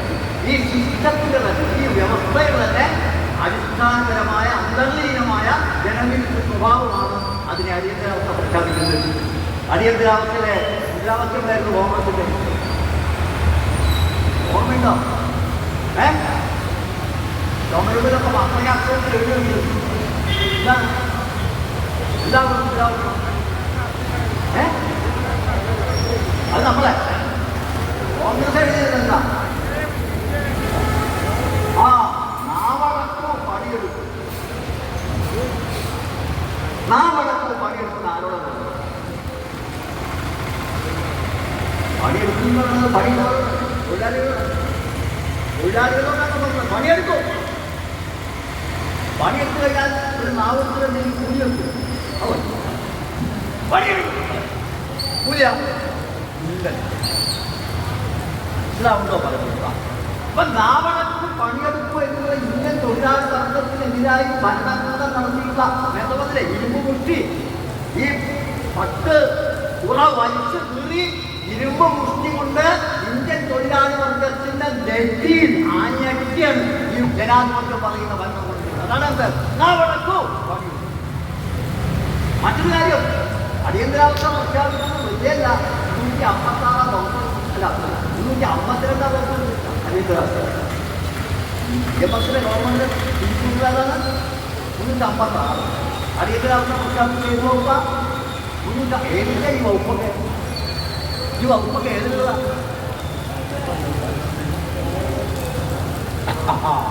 അല്ലാതെ കോൺഗ്രസിന്റെ ഭരണഘടനയല്ല, ഇന്ത്യൻ ഭരണഘടനയ്ക്കകത്തുള്ള വകുപ്പുകളൊക്കെ മനസ്സിലാക്കിക്കോളാം. ഇപ്പൊ ചില ആൾക്ക് ഭരണഘടന എന്തോ ഒരു മിസ്റ്റേക്ക് ഉണ്ടായിട്ടുണ്ട്. അവിടെ രാഹുൽ ഗാന്ധി എന്ത് പറഞ്ഞാലും തെറ്റിലേക്ക് അപ്പം കൊടുത്തിട്ട് കയ്യിലൊരു ഭരണഘടനയുടെ കോപ്പി. ഈ ഇന്ത്യ രാഹുൽ ഗാന്ധി ഞാനത് കളിയാക്കില്ല. ഇന്നത്തെ BJP ഗവൺമെന്റിന്റെ എന്താ പറയാ ജനാധിപത്യ വിരുദ്ധമായ അഭിപ്രായ വ്യത്യാസങ്ങളെ അടിച്ചമർത്തുന്ന BJP ഗവൺമെന്റിനെതിരായി വിയോജന സമരം ഉയർത്താൻ വേണ്ടി ഭരണഘടനയാണ് ഉയർത്തുന്നത്. ഈ ഗവൺമെന്റിനെതിരായിട്ടുള്ള ഡിസൻ വിയോജിപ്പ് അവതരിപ്പിക്കുന്നതൊക്കെ ഭരണഘടന വിടുന്നു. ആര്? രാഹുൽ ഗാന്ധി. പക്ഷെ ഇദ്ദേഹത്തിന്റെ മുത്തശ്ശി ഇന്ദിരാഗാന്ധി ഇതേ ഭരണഘടന ഉപയോഗിച്ചിട്ടാണ് നാവണക്കോ വിയോജിപ്പിക്കരുത്. അപ്പൊ ഇതിലൊക്കെ സ്പേസ് തരുത്. കിതാബ് നമുക്ക് അങ്ങോട്ട് വായിക്കാം, ഇങ്ങോട്ട് വായിക്കാം. മനസ്സിലായോ? അപ്പൊ ഇന്ത്യൻ ജനാധിപത്യത്തിലുള്ള പുറത്തൊന്നും അല്ല, ഈ അടിയന്തരാവസ്ഥ പുറത്തൊന്നും വന്നല്ല. ഇതിനകത്ത് അടിയന്തരാവസ്ഥ പ്രഖ്യാപിക്കാനും എല്ലാ അവകാശങ്ങളും ചവിട്ടുമതിക്കാനും വകുപ്പുണ്ട്. ഇതാണ് ഞാൻ രാജ്യത്തിനൂടെ സംസാരിക്കുന്നത്. ഞാൻ ആദ്യത്തെ പോയിന്റ് ആദ്യത്തെ പോയിന്റ് രണ്ടാമത്തെ പോയിന്റ് എന്താ? രണ്ടാമത്തെ പോയിന്റ് ഈ അടിയന്തരാവസ്ഥയെ എതിർക്കാൻ വേണ്ടി കമ്മ്യൂണിസ്റ്റുകാർ CPM ആർഎസ്എസ് അതോടുകൂടിയാണ് ആർഎസ്എസ് ഇന്ത്യ ഭരിക്കാനുള്ള ശക്തി നേടിയത്. അങ്ങനെയാണെന്നാൽ അടിയന്തരാവസ്ഥ എതിർക്കൊണ്ടാണ് ആർഎസ്എസ് വലിയ പാർട്ടിയാണെന്നാൽ അതിന് ഉത്തരവാദി എതിർത്തവരാണോ അതോ അടിയന്തരാവസ്ഥ പ്രഖ്യാപിച്ചത്? അടിയന്തരാവസ്ഥ പ്രഖ്യാപിച്ചത് കൊണ്ടുപോയത്. അപ്പൊ എതിർക്കാൻ അവസരം തരുന്നതാണ് പ്രഖ്യാപിച്ചത്. എതിർത്തതാണ് ആർഎസ്എസ് ശക്തിപ്പെടുത്താൻ കാരണം പ്രഖ്യാപിച്ചത്. ആദ്യത്തെ ഭാവം ഏതാണ്? പ്രഖ്യാപിച്ചു. ഇതാണ് കാര്യം. കോൺഗ്രസും ആർഎസ്എസും തമ്മിൽ അഭിപ്രായത്തിലൊന്നും കാര്യമില്ല. 1971 ഇന്ദിരാഗാന്ധി കിഴക്കൻ ബംഗാളിലേക്ക് ഇന്ത്യൻ പട്ടാളത്തെ അയച്ച നടപടി, അതിനെപ്പറ്റി ഇന്ദിരാഗാന്ധിയെ പറ്റി അന്ന് BJP ആർഎസ്എസ് ജനസംഘം പറഞ്ഞത് ഇന്ദിരാഗാന്ധി അല്ലാത്തോ ഇന്ത്യൻ ദുർഗയാണ്, ദുർഗാ ഭഗവതിയാണ്. നല്ല കയ്യിൽ വാളും ചൂലൊക്കെ ഇങ്ങനെ എടുത്ത് നിൽക്കുന്ന എന്താണ് ദുഷ്ടനിഗ്രഹത്തിന് എതിരി നിൽക്കുന്ന ദുർഗയാണ് ഇന്ദിരാഗാന്ധി പറഞ്ഞാലാണ്. വാജ്പേയി രാജ്യമന്ത്രിയാവും വാജ്പേയിയാ പറഞ്ഞത്. അതുപോലെ ഞാൻ പറഞ്ഞിട്ടുണ്ട് 1971 തന്നെ പാർലമെന്റിലേക്ക് തെരഞ്ഞെടുപ്പ് നടത്തുമ്പോൾ ഞാനന്ന് പാലക്കാട് AK ഗോപാൽ മത്സരിക്കാം. ബാക്കിയുടെ തമിഴ്നാട് നേതാവ് AKG അദ്ദേഹത്തിന് അവസാനത്തെ മനസ്സിലാവും പാലക്കാടാണ്. ആ AKGക്ക് എതിരായിട്ട് മത്സരിച്ചത് ഞാൻ ഒറ്റപ്പാല യൂണിവേഴ്സിറ്റി വിദ്യാർത്ഥിയാണ്. എൻ്റെ മാഷായിട്ട് DC ഗോവിന്ദൻ കൊടുക്കാറ് ഇംഗ്ലീഷ് ഭാഷ ഒറ്റപ്പാല. അദ്ദേഹം ജനസംഘക്കാരൻ. അദ്ദേഹമാണ് ഏത് മത്സരിച്ചത് AKGക്കെതിരായി കോൺഗ്രസിൻ്റെയും ലീഗിൻ്റെയും CPIയുടെയും മറ്റേ ജനസംഘത്തിൻ്റെ ഒക്കെ സ്ഥാനാർത്ഥിയായിട്ട് AKG തോൽപ്പിക്കാൻ വേണ്ടി 1971 പാലക്കാട് മത്സരിച്ച DC ഗോവിന്ദൻ എന്താണ് 101% ആൾക്കാർ. അപ്പോൾ AKG തോൽപ്പിക്കാൻ വേണ്ടി 71 ഒരു ആർഎസ്എസ്കാരനെ പിന്തുണച്ച പാർട്ടിയാണിത് കോൺഗ്രസ്. 1971 ഇന്ദിരാഗാന്ധിയെ ഇന്ത്യൻ ദുർഗ എന്ന് വിശേഷിപ്പിച്ചത് വാജ്പേയിയാണ്. RSS കോൺഗ്രസിനും അവർ വൈകുന്നില്ല. പക്ഷേ ഇന്ദിരാഗാന്ധിക്ക് അന്നത്തെ സാഹചര്യത്തിൽ രണ്ട് കാര്യങ്ങളുണ്ട്. ഒന്നെന്താണ്, ലോക രാഷ്ട്രീയത്തിൽ പാകിസ്ഥാൻ ഭാഗത്ത് ഇന്ത്യ ഉള്ളതാണ്, അമേരിക്ക പാകിസ്ഥാന്റെ ഒന്നാണ്. പാകിസ്ഥാൻ എന്ന് പറഞ്ഞാൽ അമേരിക്കയുടെ മുതലാളിത്ത അത്യാവശ്യം വേണ്ടി വന്ന സ്വകാര്യമൊക്കെ ലഭിക്കാൻ ഉണ്ടാകുന്ന പഠിച്ച സ്ഥലം, അതിൽ അമേരിക്കൻ ജനുവരികളിൽ കാണിക്കപ്പെട്ട സ്ഥലം ആണ് പാകിസ്ഥാൻ. അപ്പോൾ പാകിസ്ഥാൻ ഇന്ത്യ കളിച്ചു. അപ്പോൾ പാകിസ്ഥാൻ ഇന്ത്യ തമ്മിലുള്ള ഏറ്റവും ആൾക്കാർ ബംഗ്ലാദേശ്. അപ്പോൾ അമേരിക്ക കൊടുക്കളയുമോ ഇന്ദിരാഗാന്ധിയുടെ രക്ഷയില്ല. അപ്പോൾ ഇന്ദിരാഗാന്ധിക്ക് സോവിയറ്റ് യൂണിയൻ വേണം. അന്ന് സോവിയറ്റ് യൂണിയനുണ്ട്. അപ്പോൾ ഈ സോവിയറ്റ് യൂണിയൻ ഇന്ത്യയും തമ്മിൽ ഒരു കരാർ വെച്ചു. ഇന്ത്യ ആണെങ്കിൽ ആക്രമിച്ച സോവിയറ്റിനെ സഹായിച്ചു. ഇന്തോ സോവിയറ്റ് കരാർ. ആ ഇന്തോ സോവിയറ്റ് കരാർ ഉണ്ടായതുകൊണ്ടാണ് ബംഗ്ലാദേശ് പ്രശ്നത്തിൽ ഇന്ത്യൻ പട്ടാളത്തെ കിഴക്കൻ ബംഗാളിലേക്ക് അയച്ചിട്ടും അവിടെ ഈ അട്ടിമറി നടത്തി മുജീബുർ റഹ്മാനെ അധികാരത്തെ സഹായിച്ചിട്ടും ഇന്ത്യ ഭരിക്കുന്ന ഇന്ത്യയിലേക്ക് അമേരിക്ക കടന്നുവരാം. അതൊക്കെ വന്നോളൂ, പുറപ്പെട്ടു. അമേരിക്കയുടെ കപ്പൽ കൂടെ അവിടെ പുറപ്പെട്ടു. പക്ഷേ പുറപ്പെട്ടപ്പോഴും കരാർ വന്നു. ഈ കരാർ കണ്ട് വേദനിച്ചാണ് അമേരിക്ക തിരിച്ചത്. അപ്പൊ ഇന്ത്യക്ക് അന്നത്തെ കാലത്ത് സോവിയറ്റ് യൂണിയൻ അഭിവൃദ്ധി. അപ്പൊ ലോകത്തിൽ ഒരു പുരോഗമന മനോഭാവം മുഖം കൂടിയാണ്. അതിനാണ് ഒരു CPI കൂടെ കുട്ടികളുണ്ടായില്ല. CPI നമുക്കറിയാം. CPI ഉണ്ടായിരുന്നെങ്കിൽ പറഞ്ഞു അല്ലേ, മറ്റേ ഞാൻ പറയുന്നത്. അപ്പോൾ വാസ്തവത്തിൽ CPI കോൺഗ്രസില്ല. ചില നമ്മളില് ഈ യാതനയ്ക്ക് വരുന്ന വിട്ട വേളാനൊക്കെ വരുന്ന സ്ത്രീകൾ ചില കുട്ടികളൊക്കെ ഒക്കെ തുല്ലുണ്ടാവില്ല. അത് അവരും ആരെങ്കിലും കുട്ടികളാവും. ഒരു കുട്ടിയുണ്ടെങ്കിൽ ആ കുട്ടിയുടെ കാര്യമില്ല, കുട്ടി കരയുന്നുണ്ട്. അതുപോലെ സോവിയറ്റ് യൂണിയനെ ആകർഷിക്കാൻ വേണ്ടി കൊണ്ടുനടന്ന കുട്ടിയായിട്ട് വരുന്നത് CPI. ഇന്ദിരാഗാന്ധി ഒപ്പത്തുണ്ട്. ഞങ്ങളുടെ CPI കുട്ടിയത്, അതുപോലെ സോവിയറ്റ് യൂണിയൻ സൗഹൃദം കുട്ടിയത്, അതുപോലെ തന്നെ അന്നത്തെ കാലത്ത് ആശ്രമത്തിനെതിരായിട്ട് പ്രസ്ഥാനവും പ്രക്ഷോഭവും പ്രചാരണം നടത്തിയത് ഇന്ദിരാഗാന്ധി.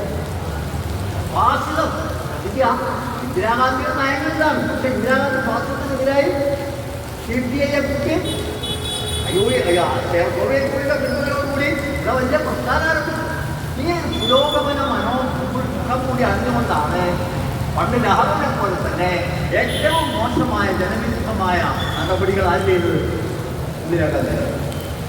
ഈ പശ്ചാത്തലം. അപ്പൊ RSSനെ അവർ തമ്മിൽ താൽക്കാലിക RSSന് വിരോധിയായിട്ടുള്ളത് ഈ ഇന്ദിരാഗാന്ധിയുടെയും കോൺഗ്രസിന്റെയും പുരോഗമന സ്വഭാവത്തെ സാധൂകരിക്കാൻ അനിവാര്യമായ ഒരു പൊളിറ്റിക്കൽ മൂവായിരുന്നു. അല്ലാണ്ട് RSSനും രാഷ്ട്രീയ വിരോധം ഉണ്ടാവുന്നതല്ല. അതുകൊണ്ടാണ് തെരഞ്ഞെടുപ്പിൽ കഴിഞ്ഞിട്ട് 1950 ഈ ജനതാ പാർട്ടിയൊക്കെ കൊണ്ടുപോയി RSS വേറെ അവർ BJP എന്നൊരു പാർട്ടിയിലേക്ക്.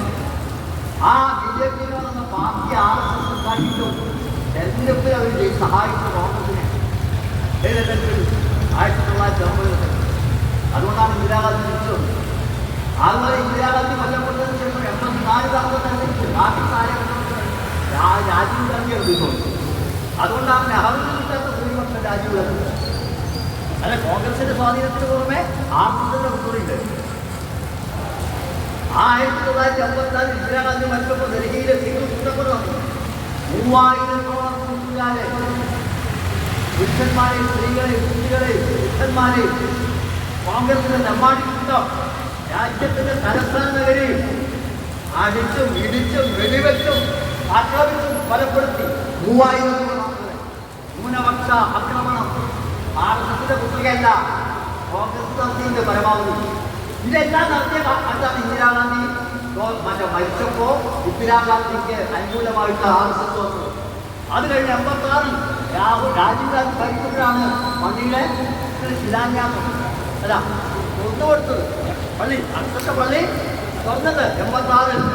89 പള്ളിയിൽ രാമശില വെക്കാൻ സൗകര്യം ചെയ്ത് കൊടുത്തു. പിന്നെ രാഹുൽ ഗാന്ധി വെടിയേറ്റ് പഠിച്ചു. നരസിംഹറാവു പ്രധാനമന്ത്രിയായപ്പോഴാണ് പള്ളി പൊളിച്ചത്. പള്ളി പൊളിക്കുന്ന സമയത്ത് രാജ്യത്ത് അധികാരത്തിൽ കോൺഗ്രസ്സാണ്. മനസ്സിലാവുണ്ടോ പറഞ്ഞത്? ഈ സ്വതന്ത്ര ഭാരതത്തിൽ അല്ല, RSS ഉണ്ടായിരുമ്പോൾ 100 കൊല്ലം. ഈ 100 കൊല്ലത്തെ ചരിത്രത്തിൽ RSS കാട്ടിയ അത്യാചാരങ്ങൾക്കും അതിക്രമങ്ങൾക്കും കൈ കാണിക്കുന്നില്ല. പക്ഷെ അതിൽ ഏറ്റവും വലിയ അതിക്രമം പള്ളി. ആ അതിക്രമം നടന്നത് കോൺഗ്രസിന്റെ ഭരണത്തിൽ. കോൺഗ്രസ് കൊണ്ടാപ്പിടിച്ചു കൊടുത്തത്, കോൺഗ്രസ് വിളക്ക് കാട്ടി കൊടുത്തത്, കോൺഗ്രസ് ആർക്ക് ദാരിദ്ര്യം വെള്ളം കാണിച്ചു കൊടുത്തു. കോൺഗ്രസിന്റെ പിന്തുണയിലായിരുന്നു പള്ളി കുറ്റം.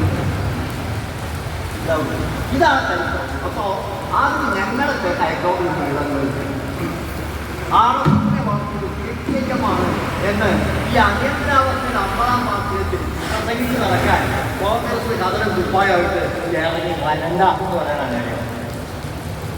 ഇനി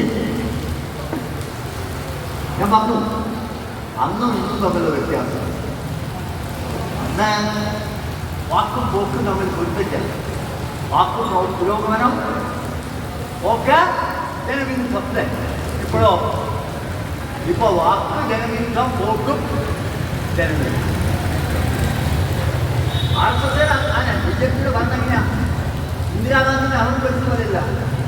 ഇന്ദിരാഗാന്ധിന്റെ അവൻ മതനിരപേക്ഷ, സോഷ്യലിസം, ജനാധിപത്യം, പഞ്ചവത്സര പദ്ധതി, ആണ പേന ഇവരോ 3 കാര്യമാണ് പ്രധാനമായിട്ടും. ഒന്നാ പള്ളി കൊടുത്തു, രണ്ടാ അമ്പലം പള്ളി, 370 വകുപ്പ് എടുത്തത്, 4 ഏകീകൃതം.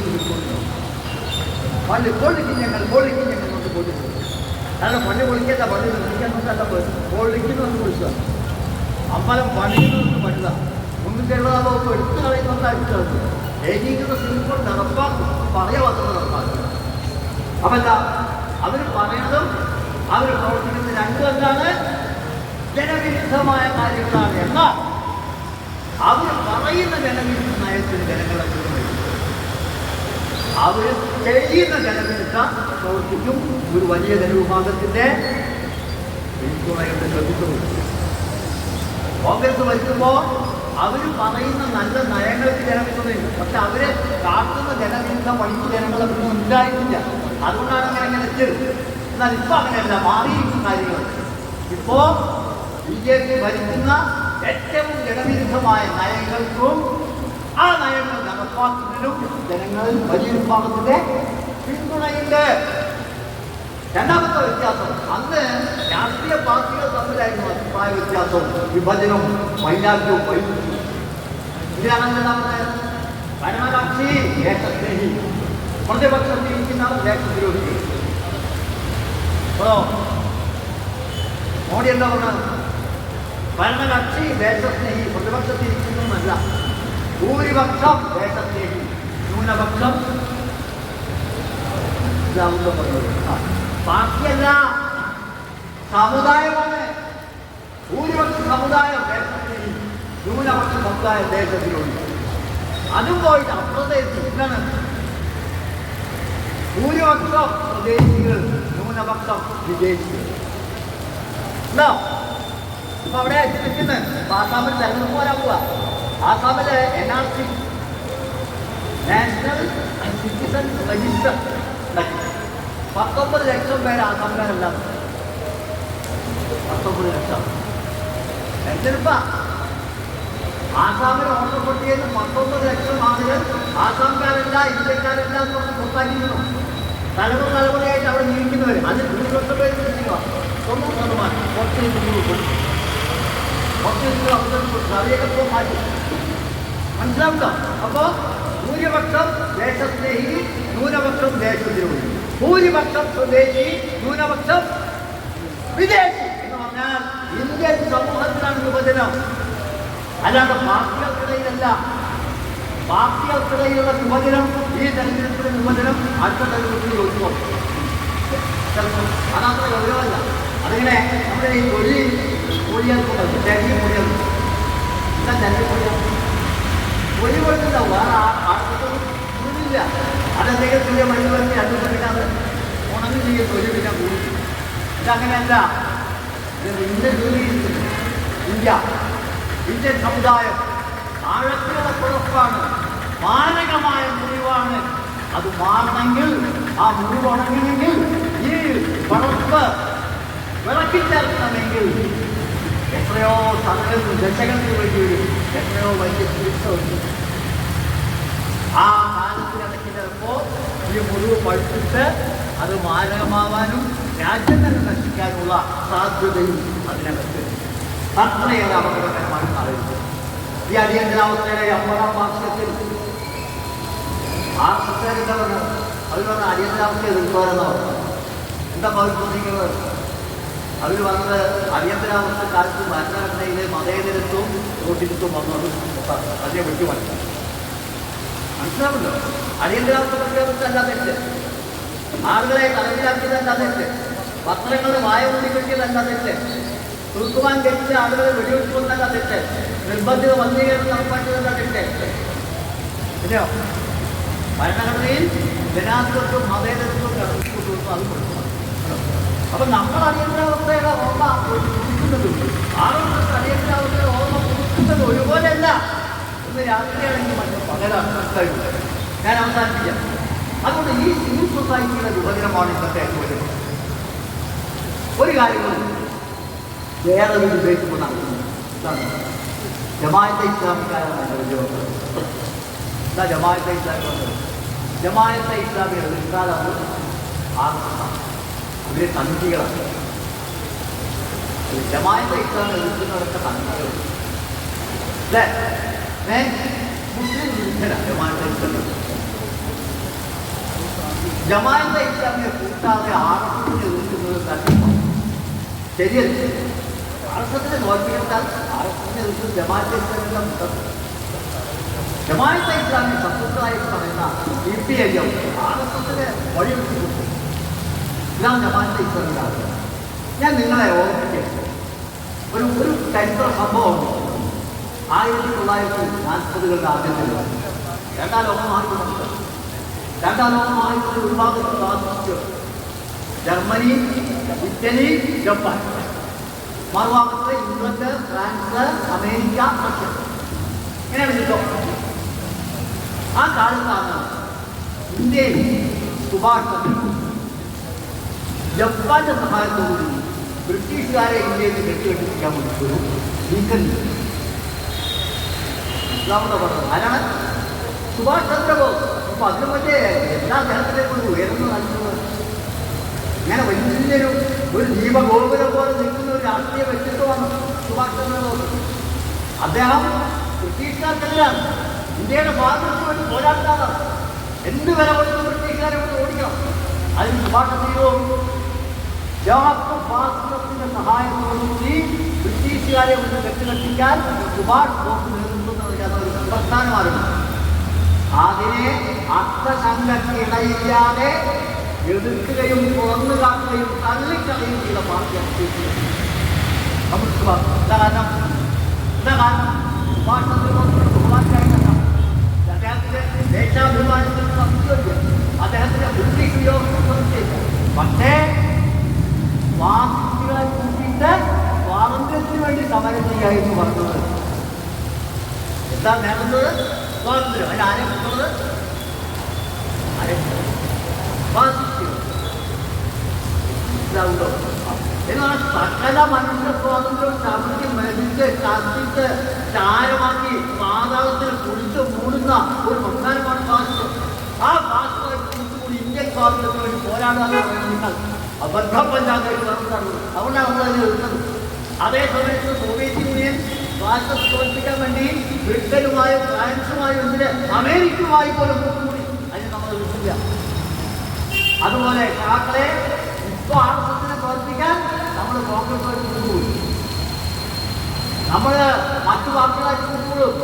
പക്ഷേ എന്താണ് ആർഎസ്എസിനെ തോൽപ്പിക്കാൻ നമ്മൾ ജമാഅത്തെ ഇസ്ലാമിയെ കൂട്ടുപിടിക്കുക. അതെന്താ? ജമാഅത്തെ ഇസ്ലാമിയെ കൂട്ടുപിടിച്ച് ആർഎസ്എസിനെ വിളിക്കാന്ന് പറഞ്ഞാൽ ഇതുപോലെയാണ്. രാഷ്ട്രസ്വാതന്ത്ര്യത്തിനെ കൂട്ടുപിടിച്ച് സ്വാതന്ത്ര്യത്തിന് വേണ്ടി പോരാടുന്ന പോലെ. ജമാഅത്തെ ഇസ്ലാമി എന്ന് പറഞ്ഞാൽ ഇവിടെ വലിയ സംസ്കൃതമൊക്കെ പറയാം. പക്ഷെ ഈ ജമാഅത്തെ ഇസ്ലാമി ഇവിടെ നടക്കുന്ന പണിയുണ്ടാ? അവിടെ ബംഗ്ലാദേശിലെ അവിടുത്തെ ന്യൂനപക്ഷ ഹിന്ദുക്കളാണ്. ആ ഹിന്ദു ന്യൂനപക്ഷങ്ങൾക്കെതിരായിട്ട് കയ്യേറ്റത്താക്കി ഇവിടെ പള്ളി കൊടുത്തിട്ട് അവൻ അമ്പലം കൊടുത്തു. ഇവിടെ ബുൾഡോസർ കൊടുത്തിട്ട് മുസ്ലിങ്ങളുടെ വീടുകളും കടകളും പൊളിച്ചാൽ അവിടെ ബുൾഡോസർ കൊടുത്തിട്ട് ഹിന്ദുക്കളെ വീടുകളും കടകളും കൊടുത്തു. ഞാൻ പറഞ്ഞത് അങ്ങനെ അവിടുത്തെ ന്യൂനപക്ഷത്തിനെ ആക്രമിക്കുന്ന ഒരു സംഘത്തെ കുറിച്ച് ഇവിടുത്തെ ന്യൂനപക്ഷത്തെ രക്ഷിക്കാൻ പോരാടി എന്നതാണ് മനസ്സിലാവുന്നോ? അതുപോലെ തന്നെയാണ് ജമാഅത്തെ ഇസ്ലാമിക്കെതിരായി ജമാഅത്തെ ഇസ്ലാമി അതിന് ഭൂരിപക്ഷം കൊടുത്ത് അവിടുത്തെ ന്യൂനപക്ഷത്തിനെതിരാണ്.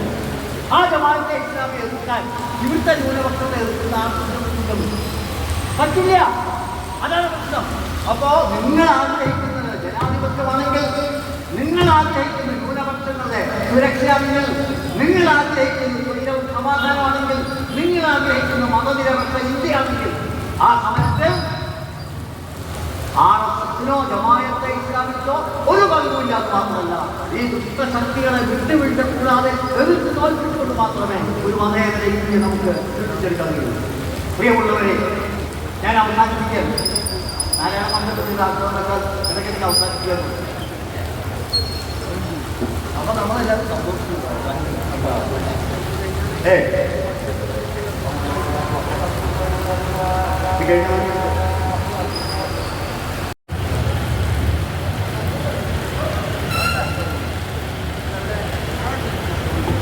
ഞാൻ പറയാൻ ശ്രമിക്കുന്നത് അവസാനിപ്പിക്കാനേ, അപ്പൊ ശരിക്കും അവസാനിക്കണം. അടുത്തൊരു കൂട്ടം കാശ്മീരിലെ പഹൽഗാമില് ഭീകരാക്രമണം, ആ ഭീകരാക്രമണത്തിൽ ഭർത്താവ് വെടിയേറ്റ് മരിച്ച ഒരു പെൺകുട്ടി ഇവിടെ കേരളത്തിൽ വന്നിരുന്നു, തിരിച്ചു വന്നു. എന്നിട്ട് അവർ പറഞ്ഞ ഒരു സ്റ്റേറ്റ്മെന്റ് വളരെ പ്രധാനം. അവർ പറഞ്ഞെന്താ, എനിക്ക് അവിടുന്ന് 2 സഹോദരന്മാരെ കിട്ടി. എവിടുന്ന് അത് സാഹോദര്യത്തിന്റെ സകല നാടി ഞരമ്പുകളും വെട്ടി മുറിച്ച് ചോര ഒലിപ്പിക്കുന്ന ഒരു സ്ഥലത്ത് നിന്ന് എനിക്ക് 2 സഹോദരന്മാരെ കിട്ടി എന്ന ആ കുട്ടിയുടെ പ്രസ്താവന വളരെ പ്രസക്തം. ഞാൻ അതിന്റെ വിശ്വാസത്തിൽ ആര് ചവിട്ടി താഴ്ത്തിയാലും, ആര് വെട്ടി മുറിച്ചാലും, ആരെ ഒലിപ്പിച്ച് കളയാൻ ശ്രമിച്ചാലും മനുഷ്യർ തമ്മിലുള്ള സ്നേഹത്തിന്റെയും പാരസ്പര്യത്തിന്റെയും ഇഴകൾ ഒട്ടിച്ചെറിയാൻ പറ്റില്ല എന്നുള്ളതിന്റെ ഉജ്ജ്വലമായ ഒരു അനുഭവ സാക്ഷ്യമാണ് ആ കുട്ടി. മാതാശാന്റെ ഒരു കവിതയില് പറയുന്നുണ്ട്, കവിതാശൻ ഏത് ഊരിരുട്ടിലും കുടതാരകളുണ്ടാവും, ഏത് കരകാണാ കടലിലും ചില ദുരിതങ്ങളുണ്ടാവും. സഹോദര്യത്തിന്റെ ശിരസ്സറുത്ത് ചോരയൊഴുകുന്ന ഈ ഇരുണ്ട കാളരാത്രിയിൽ അവിടെ സ്നേഹത്തിന്റെ ചില കുടതാരകൾ, നക്ഷത്രങ്ങൾ ഉദിച്ചിരിക്കുന്നു. ഈ കര കാണാത്ത കടലിൽ അവിടെ നമുക്ക് അഭയം നൽകുന്ന ചില തുരുത്തുകൾ ബാക്കിയുണ്ട്. ഈ നക്ഷത്ര വെളിച്ചത്തിൽ ഉപയോഗിച്ചു ഈ തുരുത്തുകളെ ആശ്രയിച്ചു ഈ പ്രതിസന്ധി ഘട്ടത്തിൽ ഈ നാട്ടിലെ ജനങ്ങളെ മുഴുവൻ വെട്ടി മുറിക്കാൻ അകറ്റ ബന്ധങ്ങളും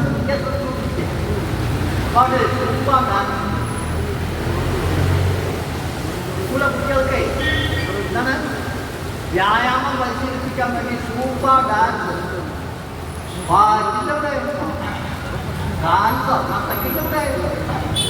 പാട്ടുപാടെ നടത്തതിയെ ആണ് കൊണ്ടുകൂടി ഇടകലരെ കേട്ടതൊന്നും 6 മണിക്കൂർ ഇടകലരുന്നതിനും എതിരാണ്, പാട്ടിനെതിരാണ്, നൃത്തത്തിനെതിരാണ്. അതൊന്നല്ല വിഷയം. അവിടെ പാട്ടെടുക്കുന്നു. ഈ പറയുന്ന ആളുകളുടെ വീട്ടിന്റെ മുമ്പത്ത് പാട്ടെടുക്കുന്നു, ഡാൻസ് എടുക്കുന്നു. ആണും കൊണ്ടും ഇടകലരുണ്ട്. അതൊന്നും ഒരു മുന്നില്ലല്ലോ. വിഷയം എന്താ? സ്കൂൾ കുട്ടികൾ പൊതുവിദ്യാലയത്തിന്റെ വാദം സമാധാനമാവുന്ന അപ്പൊ സ്കൂളുണ്ട്. നാട്ടിലൊക്കെ ജാതി മതം പറഞ്ഞ ആളുകൾ വന്നിട്ട് കുട്ടികളെ ഒന്നിച്ചിട്ട് ഒരു ബെഞ്ചില് അഹമ്മദും ജോസഫും രാമനുക്കും അടുത്തിരിക്ക.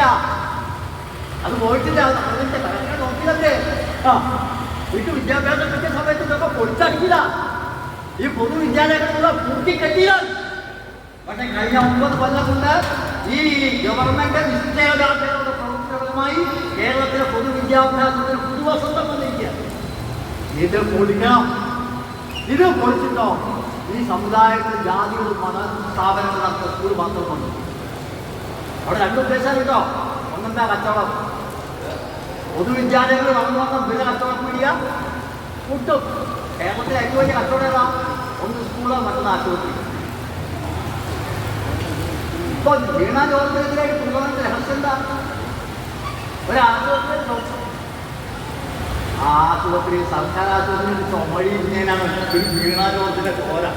നിങ്ങൾക്ക് ആചാരമുണ്ട്. ഇവരേത് ലോകത്തായിട്ട് ഈ കേരളത്തിലെ ഈ ആരോഗ്യ മേഖല മുഴുവൻ പൊളിച്ചടുക്കി കുളിച്ച് കുളിച്ച് അതിന്റെ മുകളിൽ വാഴയും വെച്ച് പോയ രമ്പന്മാർ കൊടുക്കും. അത് നന്നാക്കാൻ വേണ്ടി ശ്രമിക്കണം. അല്ലേ കാര്യം വിശ്വസിക്കാൻ പറ്റുമോ? അല്ലേ ഇതാ നന്നായി മരമാണ്. കാര്യം എല്ലാ പ്രശ്നങ്ങളൊന്നും ബാക്കിയില്ല. ഈ രാമനാമം ചോദിച്ചില്ല. അങ്ങനെയാണ് നമ്മൾ ഒരുപാട് പ്രശ്നങ്ങളുണ്ടപ്പ. ഇത് കമ്മ്യൂണിസ്റ്റ് ഈ ഞാൻ നേരത്തെ പറഞ്ഞേ പിണറായി വിജയൻ മുഖ്യമന്ത്രി ആയതുകൊണ്ട് ഈ രാജ്യത്തെ പോലീസ് മാറും, ഈ രാജ്യത്തെ വില്ലേജ് ഓഫീസർ മാറും, ഈ രാജ്യത്തെ ആരോഗ്യ വകുപ്പിലെ തലവന്മാർ മാറും, RMO മാറും, DMO മാറും, കളക്ടർ മാറും. അതൊക്കെ പഴയ കളക്ടറാ, പഴയ വില്ലേജ് ഓഫീസറാ, പഴയ പോലീസ് ഇൻസ്പെക്ടറാ, പഴയ നിയമ ഒന്നും മാറ്റിയിട്ടില്ല, മാറ്റാൻ പറ്റൂല. അതിനകത്ത് നിന്നാണ് ഈ പണിയിട്ടത്. അതിൻ്റെ അകത്ത് നിന്നിട്ട് പറ്റാവുന്നിടത്തോളം ആകാവുന്നിടത്തോളം പറ്റു നോക്കുക. മനസ്സിലാക്കാൻ നിങ്ങൾക്ക് ഇതിനെ പിടിച്ചു നിർത്താൻ കേരളത്തിലെ ഇന്ത്യൻ ജനാധിപത്യത്തെ ശക്തിപ്പെടുത്താനാണ് CMS ഗവൺമെന്റ് അതിന്റെ പ്രാണം കൊടുക്കുന്നത്. ഈ ജനാധിപത്യത്തിന്റെ ബലിവേദിയിൽ 1959 CMSന്റെ ഗവൺമെന്റ് സ്വന്തം പ്രാർത്ഥിക്കുന്നത്. ഈ കേരളത്തിന്റെ ഭാവി കേരളത്തിന്റെ നിർമ്മാണത്തിന്റെ ബലിവേദിയിലാണ് ചോര കൊടുക്കുന്നത് ഈ ഗവൺമെന്റ്. ഇപ്പം പൊതുവിദ്യാലയങ്ങൾ കൂട്ടണം, പൊതുവിനാരോഗ്യം കൂട്ടണം. ഞാൻ ചില ഗൾഫിലേക്ക് ഒരു മീറ്റിങ്ങിന് വേണ്ടിയിട്ട് പോയി അബുദാബി. അപ്പോൾ വിമാനത്താവളത്തിൽ ഒരാൾ കഴിയപ്പെട്ടു. നിങ്ങൾ അറിയുന്നതാണ് പേര് പറയുന്നത്. ഞാൻ അദ്ദേഹത്തെ ആദ്യം പഠിക്കുന്നു. വലിയ ബിസിനസ്സുകാരനാണ്. അദ്ദേഹം കാലത്ത് ചെറുപ്പത്തിൽ തന്നെ ആദ്യത്ത് പോയാണ്. വിമാനത്താവളത്തിലൊക്കെ ഞാൻ പഠിക്കും. അപ്പോൾ അദ്ദേഹം അനുഭവത്തിലുണ്ടായിരുന്നു കേരളത്തിൽ മാത്രമേ സ്കൂളും ആശുപത്രി ലാഭകരമായ അദ്ദേഹത്തിന് കുറേ സ്കൂളുണ്ട്, ആശുപത്രി. കേരളത്തിൽ നമ്മൾ പറ്റുന്ന രണ്ട് ബിസിനസ് ഏതാണ്? ബിസിനസ് ഏത് നടത്താം. പക്ഷെ 4 ദിവസം നടത്തി 5ാമത്തെ ദിവസം പലരും കൊടുത്തു ഗതികൾ. അപൂർവം കച്ചവടം മാത്രമേ ഉള്ളൂ. പൊന്നാനിയിൽ എൻ്റെ അയ്യൂന്ന് പറയാറുണ്ട്. മാസേ 4 കട തുറക്കുമ്പോൾ 40 കട നമ്മൾ തുറക്കുന്നത് മാത്രമേ കാണുള്ളൂ, കൊടുക്കുന്നത് കാണുള്ളൂ. അപ്പോൾ അങ്ങനെ പല പക്ഷേ നമ്മുടെ നാട്ടിൽ മര്യാദയ്ക്ക് പറ്റുമെങ്കിൽ ലാഭം ഉണ്ടാക്കാൻ പറ്റുന്ന പ്രധാനപ്പെട്ട 2 ബിസിനസ് ഇതാണ്. ഒന്ന് സ്കൂള്, മറ്റൊന്നാണ് ഈ സ്കൂൾ ബിസിനസ്സും ആശുപത്രി ബിസിനസ്സും ഈ പിണറായി വിജയൻ 2 വർഷം അധികാരത്തിൽ വന്നാൽ പുറത്തു വരും. അതില്ല, നമ്മുടെയല്ല, നാട്ടുകാരുടെ ബിസിനസ് നന്നാവും. സ്വകാര്യ വ്യക്തികളുടെ ബിസിനസ് പൊളിയും.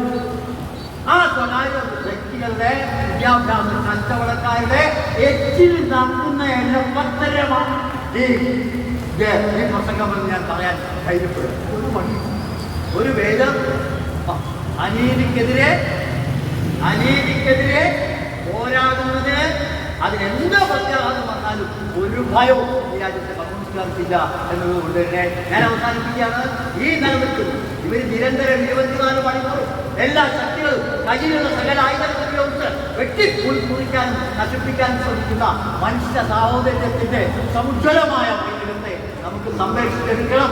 ആ നക്ഷത്ര വിളക്കിൽ, ആ കടലിൽ തിരമാലകൾക്ക് തിരിഞ്ഞാൻ കഴിയാതെ ഇപ്പോഴും ബാക്കി നിൽക്കുന്ന ഐക്യത്തിന്റെ തുരുത്തുകളെ അവലംബിച്ചുകൊണ്ട് ഒരു പൊതുപ്രസ്ഥാനം, ഒരു ബദൽ പ്രസ്ഥാനം, ഒരു പ്രതിപ്രസ്ഥാനം കെട്ടിപ്പടുക്കാനുള്ള ആവേശവും പ്രചോദനവും ആണ് അടിയന്തരാവസ്ഥയുടെ ഈ ഓർമ്മയുണർത്തുന്ന ദിവസങ്ങൾ നമുക്ക് നൽകുന്നത് എന്ന് മാത്രം പറഞ്ഞുകൊണ്ട്